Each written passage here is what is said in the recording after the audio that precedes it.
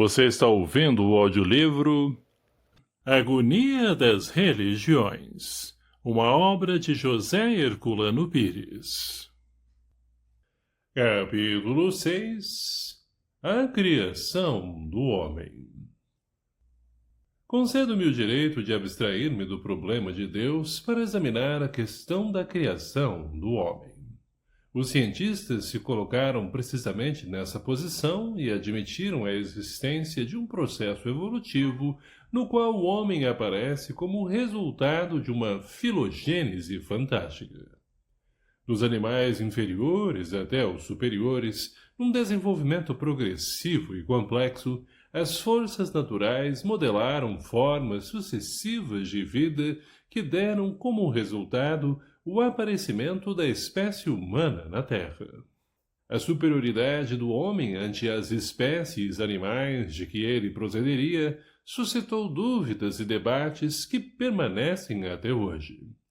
Simone de Beauvoir, discípula e companheira de Sartre no campo da concepção existencialista sem Deus, admitiu que a palavra espécie não pode ser aplicada à humanidade, que não é uma espécie animal, mas um devir, algo em autoevolução constante e irrefriável. Alfred Russel Wallace, êmulo de Darwin no campo evolucionista, opôs-se ao materialismo biológico daquele, sustentando uma posição espiritualista.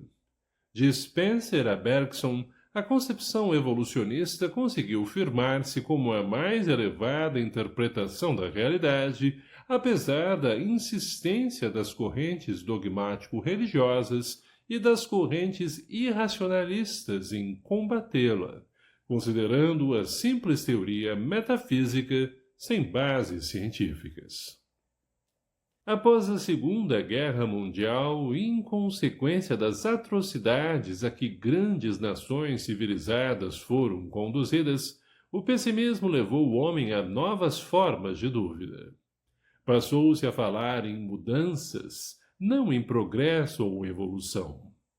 Produto do susto e da decepção, esse recuo está sendo superado pelo próprio avanço científico, em que os processos da evolução se confirmam continuamente. Kardec já advertia, no século passado, que o mal das interpretações humanas está na falta de uma visão mais ampla e profunda da realidade. Os homens veem apenas um ângulo do quadro geral da natureza e se apegam a essa percepção restrita para a elaboração de seus pensamentos. Exemplo típico dessa restrição mental é a tentativa, hoje renovada, de separar a evolução biológica, considerada inegável, dos demais aspectos do processo evolutivo universal. Uma restrição arbitrária, característica da orientação analítica da pesquisa científica e oposta à visão de conjunto dos métodos conclusivos da reflexão filosófica. Na ciência, como em tudo, temos de reconhecer a oposição dos contrários. O método analítico é uma faca de dois gumes. Por um lado, nos faculta a precisão objetiva no conhecimento de uma realidade específica. Por outro lado, nos impede a visão de conjunto. Foi exatamente por isso que se tornou necessário, após o aparente desprestígio da filosofia, ante as conquistas inegáveis da pesquisa científica, recorrer-se à filosofia das ciências para se evitar a fragmentação total do conhecimento. Só no plano filosófico se tornou possível reajustar as conquistas científicas num quadro geral de interpretação da realidade. Mas existe outro fator determinante da desconfiança científica em relação dos princípios espíritas, que é o instinto de conservação, agente preservador da integridade do homem e das suas realizações. Esse instinto, bem manifesto no sociocentrismo das instituições científicas ou de qualquer outra natureza, reage contra tudo que possa modificar o saber já considerado como adquirido. Recentemente, o professor Rémy Chauvin, da Escola de Altos Estudos de Paris, denunciou a existência no campo científico de uma alergia ao futuro, responsável pela rejeição liminar, sem exame, de toda novidade, mesmo que sustentada por cientistas categorizados. Essa neofobia tem produzido muitos mártires no campo científico e cultural em geral.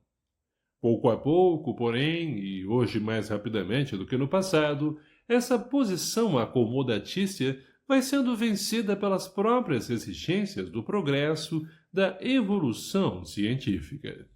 Em nossos dias, a descoberta da antimatéria, as pesquisas cósmicas, o reconhecimento dos fenômenos paranormais através da parapsicologia, a recente descoberta do corpo bioplásmico do homem e de todos os seres, o êxito ainda incipiente, mas já significativo, das pesquisas sobre a reencarnação, a constatação da existência de outras dimensões da realidade, a evolução do conceito de universos paralelos para o de universos interpenetrados, a aceitação da pluralidade dos mundos habitados e da escala evolutiva dos mundos, proposta há mais de um século pelo Espiritismo, estão arrancando as corporações científicas de suas cômodas poltronas acadêmicas e lançando-as decisivamente em órbita nas rotas giratórias do progresso. Lembro-me de um poema de Rainer Maria Rilke, em que ele se compara a um falcão que gira em círculos crescentes em torno a uma torre secular, símbolo de Deus. É uma imagem feliz da evolução que se processa em espiral. O retorno à barbárie na Segunda Guerra Mundial não representa retrocesso da evolução humana, mas apenas uma curva decrescente da espiral que tocou os resíduos bárbaros do homem, a região subterrânea dos instintos animais, para uma espécie de catarse coletiva. Mas tudo serve para a exploração dos que se entregam ao comodismo e dos que ainda não conseguiram desprender o seu pensamento dos objetos materiais. A história da matemática nos mostra que o pensamento dos primitivos era de tal maneira apegado ao concreto que, nas tribos selvagens, a contagem das coisas não excedia o número de dedos nas mãos, indo quando muito até a soma dos dedos dos pés. A posição dos anti-evolucionistas atuais assemelha-se, guardadas as distâncias culturais, à dos selvagens presos aos seus próprios dedos. Temos a prova da evolução em nós mesmos e em tudo o que nos rodeia, mas os espíritos sistemáticos e opiniáticos querem as favas contadas, onde não há favas. O Espiritismo ensina que tudo se encadeia no universo numa sequência constante de relações. No item 540 de O Livro dos Espíritos, obra fundamental da doutrina, encontramos esta proposição. Tudo se encadeia na natureza desde o átomo primitivo até o arcanjo, pois ele mesmo começou pelo átomo. Assim, do átomo nasce o minério, deste o vegetal, deste o animal, deste o homem, e deste o anjo, o arcanjo e quantas criaturas espirituais quisermos enumerar. Por isso, o sobrenatural desaparece quando admitimos o processo contínuo da evolução. A natureza nos mostra as duas faces da concepção de Spinoza com sua teoria da natureza naturata e da natureza naturans, equivalente ao conceito de mundo sensível e mundo inteligível do pensamento de Platão, interligados e interatuantes. O que poderia existir fora da natureza? Deus? Mas já vimos que a fonte originária, pelo fato mesmo de ser a origem de tudo, está ligada ao todo e nele se insere. Podemos, como os druidas, os sacerdotes celtas das Galhas, imaginar o universo formado por 3 círculos. O de Gwynfydd, em que Deus permanece. O de Abred, em que vivemos as nossas vidas carnais. O de Anunf, correspondente às regiões inferiores do plano evolutivo. Mas, na concepção materialista, o círculo de Gwynfydd não pode existir, uma vez que Deus foi excluído. Como podemos considerar a criação do homem sem a ação de Deus? É o que tentaremos expor agora. A união de 2 princípios fundamentais, força e matéria, existentes no caos primitivo, determina o aparecimento das estruturas atômicas. Os átomos se aglutinam em formações diversas e produzem os elementos minerais. Mas estes elementos não estão mortos, não são estáticos. No seio da sua aparente placidez, os átomos continuam em permanente agitação e produzem, quando as condições se tornam favoráveis, as primeiras formas vegetais. Nestas formas, temos o nascimento da sensibilidade rudimentar, que vai desenvolver-se até a produção das primeiras formas animais. A atividade atômica transmite-se a essas formas, produzindo a motilidade, a capacidade de movimentação própria que arranca os animais do solo e os submete às experiências vitais. A sensibilidade se aguça e se aprimora através de milênios. Os cérebros rudimentares se desenvolvem e se enriquecem, o sistema nervoso, desenvolvimento do sistema fibroso vegetal, estrutura-se numa rede sensível, permitindo a organização de um aparelho cerebral que capta e reelabora os estímulos exteriores. Os animais evoluem até o aparecimento dos primatas, que assinalam o salto qualitativo do cérebro animal para o cérebro humano. Eis, em linhas gerais, nesse esquema superficial, o processo de criação do homem. Quanto mais simples esse esquema, mais fácil para compreendermos a lenta elaboração da criatura humana a partir da noite dos primórdios. É de se supor que essa criatura grosseira, elaborada a partir do mineral, não tenha qualquer outra experiência além das que enfrentou no processo de sua formação. Mas acontece que o homem se mostra dotado de uma inteligência criadora capaz de desenvolvimento sem limites da sua imaginação e, o que mais assombra, dotada de um anseio crescente de elevar-se além da sua condição humana e atingir uma posição superior de que ele jamais podia ter tido algum vislumbre. Quanto mais se desenvolve, mais se acentua nele o contraste entre a sua condição primitiva, de bicho da terra tão pequeno, como escreveu Camões, e os seus anseios insopitáveis de elevação e comunicação com planos e seres superiores que ele nunca podia ter visto. De onde vem tudo isso? Supõem os materialistas que se trata de produtos da imaginação excitada pelo medo, num desejo natural de alcançar a segurança através de criações imaginárias. Mas como explicar a coerência dessas criações arbitrárias com os fenômenos paranormais, cuja existência está hoje cientificamente provada? Que dizer de uma ideia primitiva como a de uma duplicata do corpo material que pode projetar-se à distância, que Spencer atribuiu simplesmente ao sonho, quando esse corpo hoje se confirma através da pesquisa científica no campo da física e da biologia por pesquisadores materialistas? Esse é o momento em que temos de voltar à ideia de Deus inata na criatura humana, o ser perfeito de Descartes encontrado no fundo da sua própria imperfeição.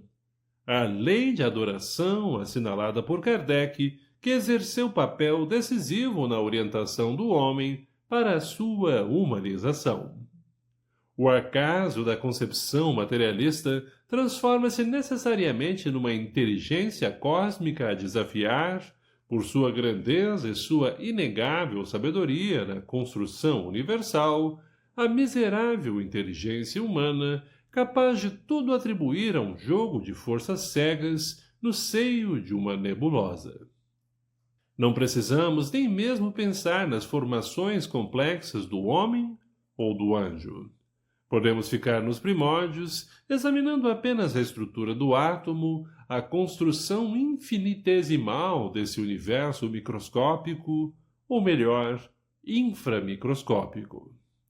Mas se olharmos para cima e pensarmos nos sistemas solares, na galáxia e nas supergaláxias, o absurdo da concepção materialista se tornará simplesmente monstruoso. Sentiremos as orelhas de Midas substituírem, peludas e agudas, as nossas delicadas orelhas humanas. E o que dizer da experiência de Deus procurada através de artifícios religiosos depois dessa imensa extensão percorrida pela humanidade através dos milênios, numa experiência natural e vital em que as forças da vida vão brotando do chão do planeta e projetando-se às profundidades cósmicas. É como se milionários ensandecidos resolvessem juntar-se num quarto escuro, de portas e janelas fechadas, para contar os níqueis do bolso do colete a fim de avaliar quantos possuem para terem a experiência do dinheiro. Basta isso para mostrar-nos a razão da crise religiosa do presente. Os homens começaram a descobrir que possuem muito mais do que as igrejas lhes podem dar. Criado do limo da terra, segundo a alegoria bíblica, arrancado das entranhas do reino mineral, segundo a teoria evolucionista espírita, o homem está ainda em formação, em desenvolvimento, amadurecendo nas experiências que enfrenta na existência corporal. O corpo é o seu instrumento de evolução, um instrumento vivo e ativo que ele precisa controlar pela força do espírito. Na proporção em que avança, o espírito se impõe ao corpo e o domina. A dialética da evolução torna-se nele um processo consciente. É o responsável único pelo sucesso ou fracasso do seu destino. Deus está nele como um poder mantenedor e orientador, mas não punitivo. Ele mesmo se castiga ante o tribunal da sua consciência. Quando se dispõe a progredir, o prêmio que recebe é a graça que o fortalece para que possa vencer o mal. Ninguém pode perdoar os seus erros, apagar as suas faltas. Dispõe da jurisdição de si mesmo e supera o seu condicionamento determinista pelas decisões do seu livre-arbítrio. Juiz e réu, ao mesmo tempo, podem julgar-se com pleno conhecimento de causa. Olá, pessoal! Curtam o vídeo para sabermos que gostaram e não esqueçam de se inscrever no canal e compartilhar com familiares, amigos e conhecidos. Que Deus abençoe a todos. Obrigado.